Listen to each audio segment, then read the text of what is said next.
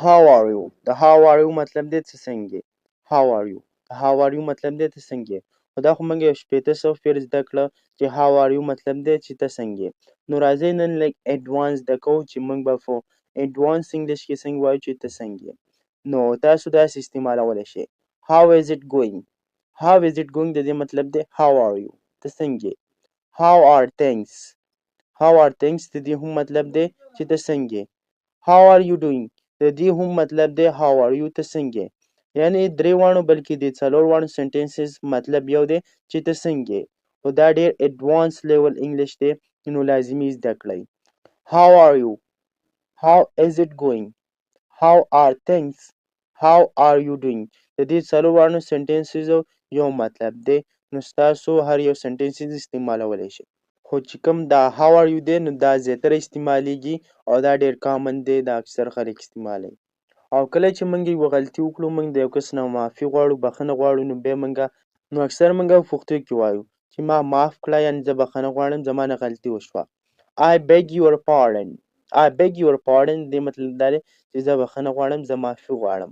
pardon د pardon مطلب دی معاف کول. د pardon په اصل کې مطلب دی یو کس معاف کول. خیر د څه خبره نه ده.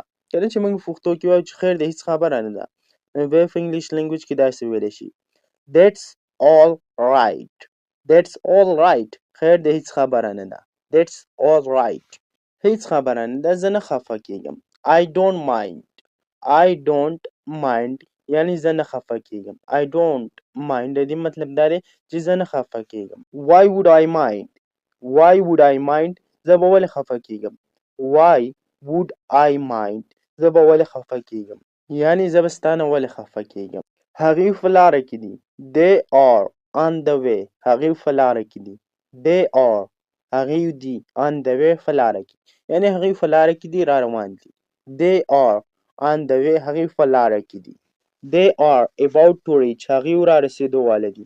یعنې کله چې موږ وایو چې بس هغوی د را رسېدو واله دي بس اوس به راورسي بیا په انګلیش لنګویج کې موږ داسې ویلی شو They are about to reach هغوی را رسېدو واله دي. What do you do ته څه کار کوي یعنې ته څه کار روزګار کوي. What do you do ته څه کار کوې ته څه روزګار کوې. کله چې موږ یو کس ته وایو چې ته څه کار کوې څه روزګار کوې نو بیا په انګلیش لنګویج کې موږ داسې ویلی شو What do you do ته اوس څه کوې. What are you doing ته اوس څه کوې. د دې سنټنس مطلب دا دی چې ته اوس څه کوې. What are you doing ته څه کوې. Please keep quiet مهرباني وکړه لږ خاموشه شه. یعنې کله چې یو کس لږ ډېر خبرې کوي نو ته هغه ته ویلی شي پلیز مهرباني وکړه لږ خاموشه شه. Please keep quiet Please keep quiet مطلب دا دی چې مهرباني وکړه لږ خاموشه شه بس دی. Please to meet you دې مطلب دا دی چې تاسو سره په لیدو سره زه ډېر خوشحاله شوم. یعنې ستا سره مې چې ملاقات وکړو ته مې چې ولیدې نو زه ډېر خوشحاله شوم. Pleased to meet you Pleased خوشحاله شوم. To meet you چې ستا سره مې ملاقات وکړو. او بل یو اهم سنټنس کله چې د یو کس ته وې هی تا ته پته ده بله شپه موږ د نیمې شپې پورې ګپ لګاو. We chatted till midnight We chatted till midnight د دې مطلب دا دی چې بله شپه موږ د نیمې شپې پورې ګپ شپ ولګاو یعنې موږ د نیمې شپې پورې ګپ شپ ولګاو. We chatted د چیټ مطلب دی ګپ شپ لګول. till midnight د نیمې شپې پورې د دې سنټنس مطلب شو We chatted till midnight موږ د نیمې شپې پورې ګپ شپ ولګاو. یعنې دې سنټنس په اصل کې مطلب دا دی چې ته ویده شو موږ د نیمې شپې پورې ګپ شپ لګاو. We chatted till midnight How dare you تا اخر دا جرأت څنګه وکړو یعنې کله چې ته یو کس ته وې تا د دې کار کولو جرأت څنګه وکړو په تا کې دومره همت څنګه و چې تا دا کار وکړو دا فلانې کار دې وکړو. How dare you How dare you د how dare you مطلب دی تا دومره جرأت څنګه وکړو. تا دلته د کېناستو جرأت څنګه وکړو. How dare you sit here How dare you sit here کله چې ته یو کس ته وایي چې تا دلته د کېناستو جرأت څنګه وکړو یعنې ته دلته څنګه کېناستې د چا په اجازه کېناستې. How dare you sit here هغه دلته د راتلو جرأت څنګه وکړو. How dare he came here How dare he came here یعنې هغه دلته د راتلو جرأت څنګه وکړو. How dare he came here تا زما په کرسۍ تا زما په چیر باندې د کېناستو جرأت څنګه وکړو.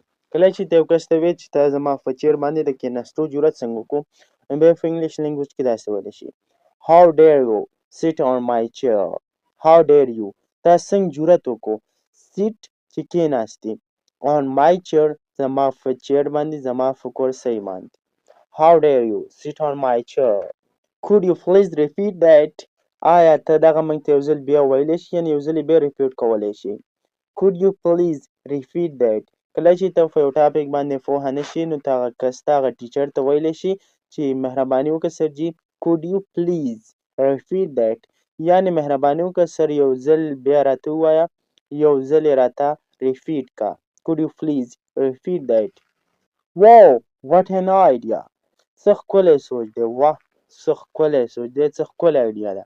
کله چې یو کس وایي چې واه څه ښکلی سوچ دی کله څه ښکلی آیډیا دی کله د دی پلین نو بیا په انګلیش لینګویج کې داسې ویلی شي what an idea. څه ښکلی سوچ دی. what an idea. that's too much. بس دا ډېر دی. that's too much د دې مطلب دا دی چې بس دا ډېر دی. that's too much. کله چې تا ته یو کس سالنګ مالنګ درچ یا چاول ماول نو ته ورته ویلی شي that's too much. بس دا ډېر دی. بس دا زموږ کافي دی. دا زموږ چی دي. that's too much. it's enough. it's enough دا کافي دی. دا پوره دی. it's enough. د enough مطلب دی کافي پوره. it's enough یعنی کافي دی پوره دی. it's not enough. دا کافي نه دی په دې کار نه کیږي. it's not enough. دا کافي نه دی په دې کار نه کیږي. یعنی کله چې ته یو کس ته وایي ته چې دا څرنګه کار کوې څرنګه محنت کوې دا کافي نه دی په دې کار نه کیږي په دې خلاصیږي نه په دې نه پاس کیږي په دې نه کامیابیږي. بیا موږ دغه ته په انګلیش لینګویج کې ویلی شو it's not enough. it's not enough. دا کافي نه دی. it doesn't matter. څه پروا نه کوي یعنې څه خبره نه ده. it doesn't matter. څه خبره نه ده څه پروا نه کوي. walk slowly. په مزه مزه یا په کلاره کلاره ځه. walk ځه slowly په مزه مزه. mind your own business. خپل کار سره د کار ساته. یعنې کله چې ته یو کس ته وایې چې خپل کار سره د کار ساته په ما کې د کار نشته په دې کار کې د کار نشته. خپل کار سره د کار ساته. بیا په انګلیش لینګویج کې داسې ویلی شي mind your own business. think before you speak. think before you speak یعنې د خبرو کولو نه مخکې لږ فکر کوه لږ سوچ کوه. think before you speak. کله چې یو کس داسې خبرې کوي کوم چې خبرې ته سوچ نه کوي او خبرې کوي بې فکره خبرې کوي نو ته هغه ته ویلی شي think before you speak یعنې د دې خبرو کولو نه لږ مخکې سوچ کوه فکر کوه. have a nice journey. have a nice journey. have a nice journey د دې مطلب دا دی چې ښه سفر ولري. یعنې کله چې یو کس په سفر باندې روان وي یا یو کس پوسټ کړي چې زه په سفر باندې روان یم یا په سفر باندې ځم نو ته هغه ته په کمنټ سیکشن کې هم ویلی شي چې have a nice journey یعنې ښه سفر ولري. well done.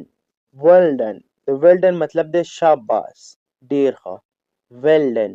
د well done مطلب دی شاباس ډېر ښه. یعنې کله چې یو سټوډنټ یو ښه محنت کړی وي یو ښه پیپر یې اټینډ کړی وي نو هغه ته ټیچر هم ویلی شي well done شاباس ډېر ښه. یا داسې هم ویلی شي تاسو keep it off. د keep it off او د well done یو مطلب دی شاباس ډېر ښه. I'll call you later. زه به درته لږ وروسته رینګ وکړم. I will call you. زه به تا ته رینګ وکړم later وروسته یعنې زه به تا ته داسې لږ وروسته رینګ وکړم. I will call you later. زه به تا ته وروسته رینګ وکړم یعنې زه اوس وزګار نه یم. I will call you later. نو ګرانو کتونکو زه بس هم دومره به بس وي. تاسو به دې نه ډېر اهم الفاظ او جملې زده کړي وي.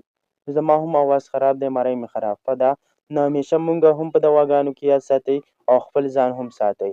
نو اوس موږ له راکړئ اجازت. الله په امان.